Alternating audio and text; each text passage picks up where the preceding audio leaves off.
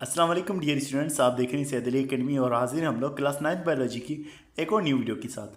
आज की इस वीडियो के अंदर हम जिक्र करने वाले हैं history of the development of the cell theory. Cell theory की किस तरह से डेवलपमेंट हुई है, कौन से लोग हैं जो सेल थ्योरी को देने में हिस्सा रखते हैं, उन सब के बारे में आज हम डिस्कस करने वाले हैं। सबसे पहले यहाँ पर इंट्रोडक्शन दिया गया है। इंट्रोडक्शन इस तरह से दिया हुआ है कि हमारी दुनिया के बारे में जो डेटा सबसे पहले ऑर्गेनाइज की गई है, हमारी दुनिया से रिलेटेड जो भी हमारे पास डेटा मौजूद है वो हमारे पास ग्रीक्स की वजह से मौजूद है। ग्रीक्स ने जो है वो डेटा को ऑर्गेनाइज किया था और ग्रीक के ही फिलोसोफर का जिक्र है अरिस्टोटल का। अरिस्टोटल जो है वो एक नज़रिए वाला था जिसने कहा था कि तमाम जो एनिमल्स हैं या प्लांट्स हैं वो किसी तरह से एक दूसरे के रिलेटेड हैं, लेकिन ये मालूम नहीं था कि उनके अंदर एनिमल्स और प्लांट्स के बीच में कौन सी चीज़ें जो उनको सिमिलर बनाती है।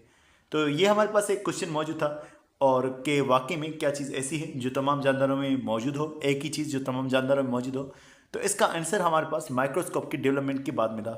माइक्रोस्कोप 17वीं सदी में इस्तेमाल हुई। 17वीं सदी का मतलब ये है कि तकरीबन 1665 में ये माइक्रोस्कोप इस्तेमाल हुई पहली दफ़ा, और इस माइक्रोस्कोप ने बताया कि जानदार के अंदर एक चीज़ होती है जिसे सेल कहा जाता है।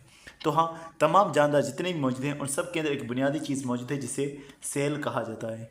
अब यहाँ पर हमारे पास एक पूरी टाइमलाइन मौजूद है जिसमें बताया गया है कि किस साल के अंदर कौन सा काम हुआ है। जैसे सेल के बारे में सबसे पहले लिखा हुआ है 1665 के अंदर। जिस शख्स का नाम है वो है रॉबर्ट हुक, जो कि एक इंग्लिश साइंटिस्ट था, यानी कि इंग्लैंड से ताल्लुक़ रखने वाला साइंटिस्ट था। इन्होंने सबसे पहले सेल को डिस्कवर किया था, सबसे पहले सेल को ऑब्जर्व करने वाले यही थे। इनके बारे में मौजूद है कि इन्होंने सेल को एक लकड़ी के टुकड़े में से देखा। ये लकड़ी का टुकड़ा इन्होंने माइक्रोस्कोप के नीचे देखा था। जब माइक्रोस्कोप के नीचे इन्होंने लकड़ी का एक टुकड़ा रखा, उस टुकड़े के अंदर हनी कॉम्ब के जैसे स्ट्रक्चर्स नजर आए। हनी कॉम्ब का मतलब है कि जैसे शहद की मक्खी का छत्ता होता है, उसमें जिस तरह से खाने बने होते हैं, वैसा ही इन्हें सेल के स्ट्रक्चर इस तरह से नजर आए थे। दरअसल इन्होंने सेल की सिर्फ बाहर वाली एक चीज़ देखी थी जो कि उनकी सेल वाल थी, क्योंकि प्लांट सेल थे तो उन्होंने सिर्फ उसकी सेल वाल को देखा था। और ये भी जो सेल था, लकड़ी का टुकड़ा जो था, वो दरअसल इसमें डेड टिश्यू था, क्योंकि लकड़ी के अंदर जो हमारे पास सेल्स बन जाते हैं वो डेड ही होते हैं अक्सर। तो इन्होंने सेल का लफ्ज़ इस्तेमाल किया, और ये सेल जो है इसका मतलब होता है छोटे से कमरे। तो क्योंकि वो छोटे से कमरों के जैसे हनी कॉम्ब के जैसे स्ट्रक्चर नज़र आ रहे थे, तो इसलिए उनको सेल का खाली कमरे का जो है वो नाम दिया गया। यहाँ पर वो माइक्रोस्कोप मौजूद है जिस माइक्रोस्कोप का इस्तेमाल करते हुए रॉबर्ट हुक ने जो है सबसे पहले सेल देखा था, और जो उन्होंने स्ट्रक्चर देखा था वो कुछ इस तरह का था जो कि शहद की मक्खी के छत्ते के जैसा था। तो इस तरह के स्ट्रक्चर उन्हें नजर आए थे माइक्रोस्कोप के नीचे एक प्लांट के जब टिश्यू को उन्होंने प्लांट के टुकड़े को जब उन्होंने रखा था। तो जैसा कि हमने कहा कि सेल का लफ्ज़ जो है वो रॉबर्ट हुक ने इस्तेमाल किया, और जो इन्होंने सेल देखे थे वो डेड सेल्स इन्होंने देखे थे। उनके कुछ सालों के बाद 1670 की बात है कि एंटोनी वेन ल्यूवेनहुक आए, एक डच बायोलॉजिस्ट। ये दूसरे मुल्क से ताल्लुक़ रखने वाले बायोलॉजिस्ट आ गए, एंटोनी वेन ल्यूवेनहुक। इन्होंने जो है माइक्रोस्कोप के नीचे जो है पॉन्ड वाटर को रखा। जब एक तालाब का पानी इन्होंने माइक्रोस्कोप के नीचे रखकर देखा तो इन्होंने कुछ बैक्टीरिया को वहाँ पर से ऑब्जर्व किया। तो इस तरह से इन्होंने जो है माइक्रो ऑर्गेनिज्म्स को मज़ीद अपनी माइक्रोस्कोप की मदद से देखा। तो इस तरह से ये बन गए हमारे पास लिविंग सेल को देखने वाले। अब मज़े लिखा हुआ है कि 1683 तक 1683 तक कई सारे ऑर्गेनिजम्स को ये डिस्कवर कर चुके थे, कई सारे मिनीचर एनिमल्स जो हैं ये डिस्कवर कर चुके थे।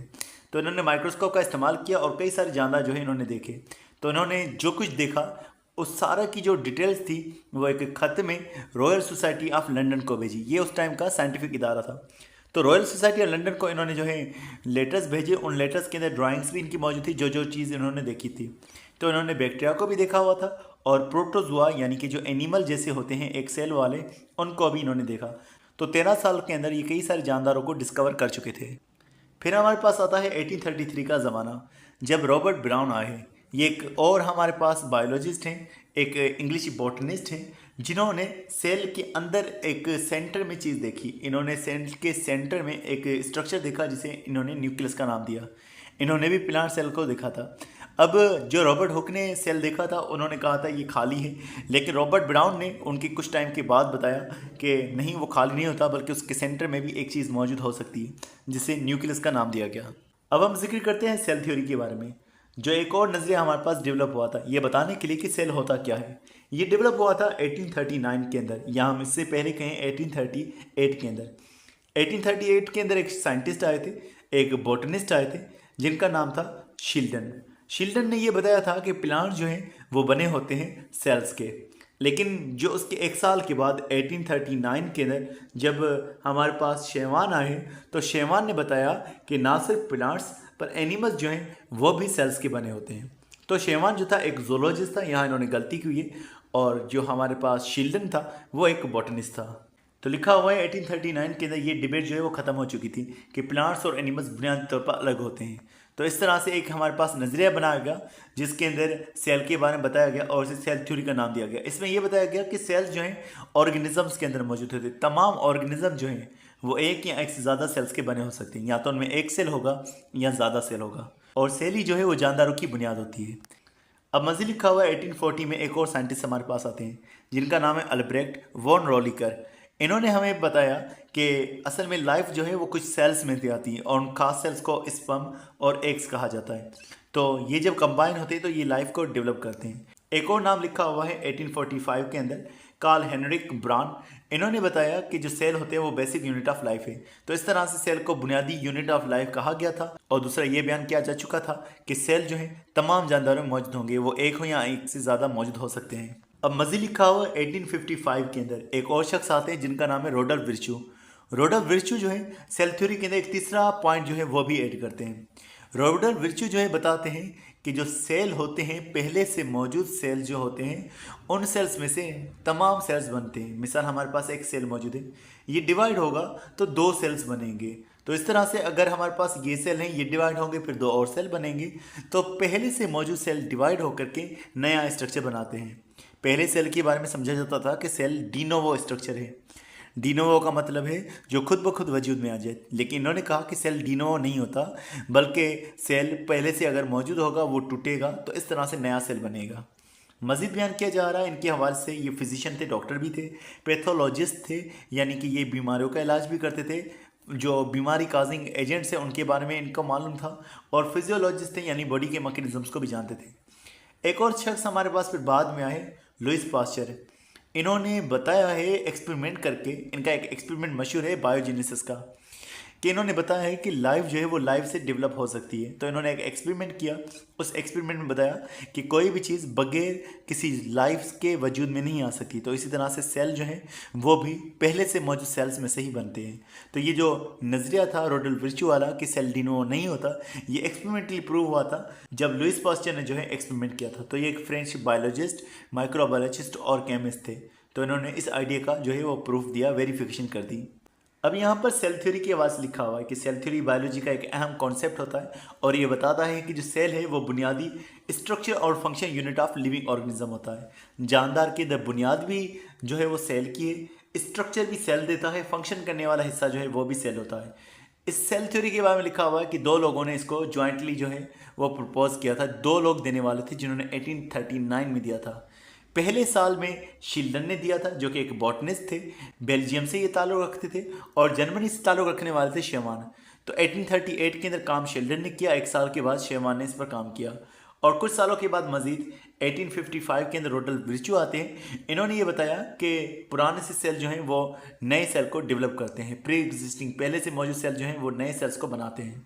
आज के दौर में सेल थ्योरी की वजह से ये 3 पॉइंट्स हमारे पास होते हैं। चौथा पॉइंट उन्होंने एक और ऐड किया हुआ है। अगर 3 पॉइंट्स की बात करें, तमाम जानदार जो हैं वो एक या एक से ज़्यादा सेल्स के बने हैं। सेल फंडामेंटल या इसको कहें सेल बेसिक यूनिट होता है, स्ट्रक्चर और फंक्शन देता है जानदारों का, और नया सेल जो है वो बनता है पहले से मौजूद सेल के टूटने से। जब एक सेल डिवाइड करता है तो हमारे पास नया सेल बनता है। सेल डिवीजन का प्रोसेस जो है वो माइटोसिस मियोसिस होता है। आगे जो चैप्टर होगा उसमें इन्हीं का डिस्कस किया जाएगा। मज़े लिखा हुआ है सेल के न्यूक्लियस के अंदर एक मटेरियल होता है जिसे हेरिडिटी मटेरियल कहते हैं, जो डीएनए होता है, जो जनरेशन आफ्टर जनरेशन चलता रहता है। तो ये कुछ सेल थ्योरी के हमारे पास पॉइंट्स हैं। तो यहाँ पर इन 3 लोगों के नाम हैं, मैथियस जेकब शील्डन जो कि एक बॉटनिस्ट थे, थियोडर शेवान जो कि एक जोलॉजिस्ट थे, रोडल्फ विर्च्यू जो कि एक हमारे पास पैथोलॉजिस्ट थे। तो इन तीनों ने सेल के हवाले से नज़रिया दिया कि किस तरह से सेल्स होते हैं, क्या होते हैं, और किस तरह से सेल जो हैं वो वजूद में आते हैं। अब हम एक छोटे से टॉपिक का जिक्र करते हैं जो कि सब सेल्यूलर या असेल्यूलर पार्टिकल्स। हमने कहा कि तमाम जानदार जो हैं, तमाम लिविंग ऑर्गेनिजम्स जो हैं वो एक या एक से ज़्यादा सेल के बने होते हैं। कुछ ऐसे भी हमारे पास पार्टिकल्स होते हैं जो जस्ट मॉलिक्यूल्स होते हैं। तो वो मॉलिक्यूल्स जो हैं वो सेल के नहीं बने होते हैं, उन्हें हम सब सेल्यूलर या असेल्यूलर पार्टिकल्स कहते हैं। अब वो हमारे पास कौन से हैं? वायरसेस हो गए जो डीएनए आरएनए के बने हो सकते हैं, पहले हम इसके बारे में जिक्र कर चुके हैं। वायरस के अंदर डीएनए होता है और या आरएनए होता है और उसके बाद प्रोटीन का एक कवर होता है। उसके अलावा मजीद बात करें, कुछ प्रोटीन के मॉलिक्यूल्स भी हो सकते हैं और कुछ आरएनए के मॉलिक्यूल्स भी हो सकते हैं जिन्हें वायरोड्स कहा जाता है।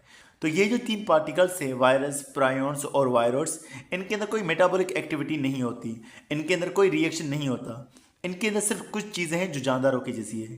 पहली बात, ये अपने तादाद बढ़ाते हैं। अगर एक वायरस है वो किसी सेल में जाएगा तो वो अपना तादाद बढ़ाएगा सेल के अंदर जाकर, सेल के बाहर ये कुछ भी नहीं कर सकते। उसके अलावा इनके कैरेक्टर्स जो हैं वो एक जनरेशन से दूसरी जनरेशन में आते हैं।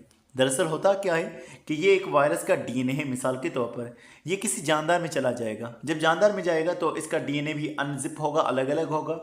इसके डीएनए के साथ एक और डीएनए बन जाएगा। ये 2 हमारे पास वायरस बन गए। इस तरह से ये जो हमारे पास एक वायरस मौजूद है ये किसी और में चला गया तो आगे चल करके ये भी खुलेगा, इस तरह से डीएनए इसका एक और नया डीएनए बन जाएगा। इस तरह से ये डीएनए अपना बढ़ाते रहते हैं, अपना नंबर बढ़ाते रहते हैं। और लाजिम बात है, जब ये अपना डीएनए आगे कर रहे हैं, अपने डीएनए को डुप्लीकेट कर रहे हैं, तो इनके कैरेक्टर्स यानी इनके जीन्स जो हैं वो भी डीएनए के साथ ट्रांसफ़र हो रहे हैं। तो इस तरह से ये बढ़ते रहते हैं, बीमारियां काज करते हैं। वायरस जो होते हैं वो हमारे पास प्लांट्स में बीमारियां काज करते हैं, प्रायोन्स जो होते हैं वो एनिमल्स में बीमारियां काज करते हैं, और वायरसेस जो हैं एनिमल प्लांट दोनों में बीमारियां काज कर सकते हैं। तो डियर स्टूडेंट्स, आज के मैं बस इतना ही था। उम्मीद करता हूँ ये वीडियो आपको पसंद आई होगी। इंशाल्लाह मिलते हैं नेक्स्ट वीडियो में। तब तक अपना बहुत सारा ख्याल रखिएगा। अस्सलाम वालेकुम।